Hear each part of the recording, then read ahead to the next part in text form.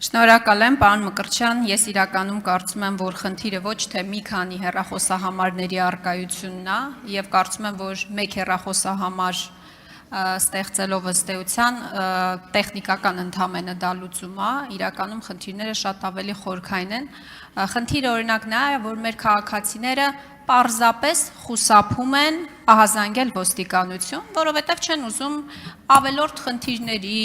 քաշքշուկների մեջ ընկնել ըստ էության, եւ առհասարակ դա մեր մենթալիտետին բնորոշ ըստ էության երևույթ է, ես կարծում եմ։ Ես օրինակ մարդիկ գիտեմ, որ առհասարակ չեն ուզում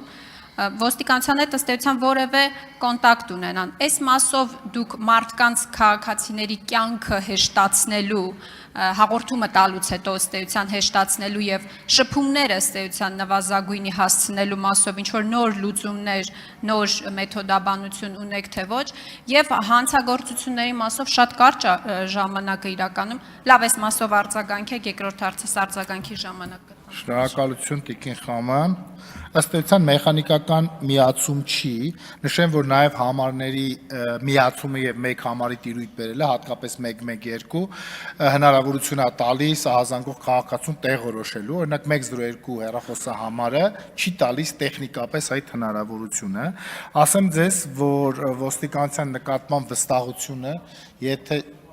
եթե չափենք այն գործիքով, որով որ դուք նկատի ունեք, այսինքն ահազանգերի քանակով, ասեմ, որ օպերատիվ կառավարման ձևավորումից հետո տարեցտարի 15-ից 20% մենք աճ ենք արձանագրում զանգերի, ասեմ, որ այս տարվա ընթացքում միայն 990,000 զանգ ենք ստացել, սա կարծում եմ չի խոսում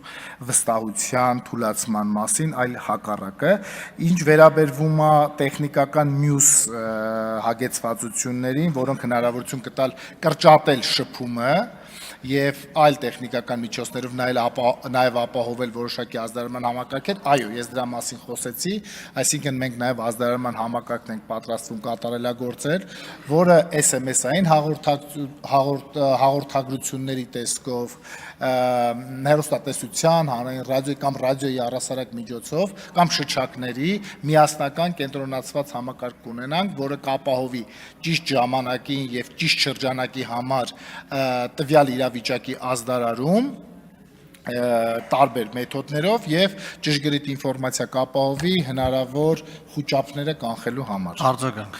Շնորհակալ եմ։ Կրչյան, ես ճիշտ հասկացա, որ եթե քաղաքացին փաստորեն ահազանգում է, ավտոմատ այն հեռախոսից, որից որ զանգը գնում է, տեղորոշվում է իր տեղը։ Ես դա ճիշտ եմ հասկացել, թե չէ, որտեղ դուք ասում եք, որ նախորդ հեռախոսահամարը այդ հնարավորությունը ըստ էության թույլ չէր տալիս, այդ տեխնիկական մասը խնդրում եմ բացատրեք։ Դուք համաձայն չեք փաստորեն, որ մեր քաղաքացիները շատ իրավիճակներում խուսափում են իսկապես զանգահարել ոստիկանություն եւ հաղորդում ըստ էության ներկայացնել։ Ես ձեզ տարական օրինակ եմ բերում, շատ տարական օրինակ եմ բերում, մի քիչ էլ կենցաղային է դառնում ըստ էության մեր զրույցը։ Օրինակ, երեկոյան ժամը 12:00-ից հետո, 00-ից հետո ինչ որ երիտասարդների խումբ շենքի բակում բարձր խոսում են իրար հետ, հայոյում են, չգիտեմ ինչեր են անում, այդ շենքից որևէ մեկը չի զանգում ոստիկանություն, որ գան հասարակական կարգ ապահովեն։ Կներեք այս բառի համար, տաղավարի հարցերը իջնում են, լուծում են։ Այսօր բազմաթիվ դեպքեր կան, երբ որ ազդանշանի համար լավագույն դեպքում այդ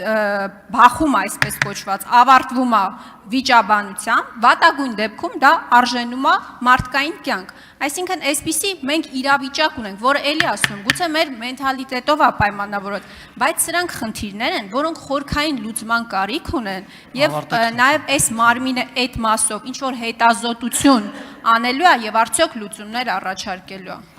Շնորհակալություն Տիկին Խաման, ասեմ ձեզ, որ այո, օրենքով նախատեսված է, որ հրատապա զանգերը ընդունելու դեպքում մենք կարողանալու ենք տեղորոշել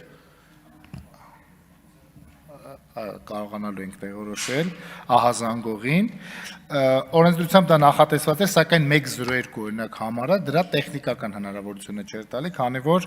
ինքը չի համարվում էքստրենի հեռախոսահամար միջազգային ընդունված եւ օպերատորները չեն կարողանում դա ապահովել։ Այսինքն դա հնարավոր կլինի ապահովել տեղափոխվելով 112 հեռախոսահամարի տիրույթ։ Ինչ վերաբերվում է ձեր ասածին, այո, այդ առումով մենք ունենք խնդիրներ, մենք էլ ենք ուսումնասիրել եւ մենք էլ ենք նկատել, որ շատ դեպքերում կարող է քաղաքացիները խուսափեն ահազանգ տան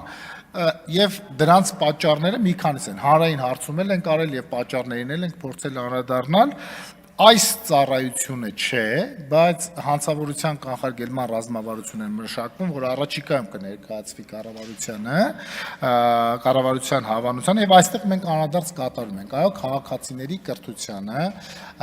քաղաքացիական հասարակության վարկագիծ դրսևորեն, ինչպես նաեւ իրավապահ մարմինների կողմից առավել կոմֆորտ իրավիճակում այդ ահազանգերը սպասարկելու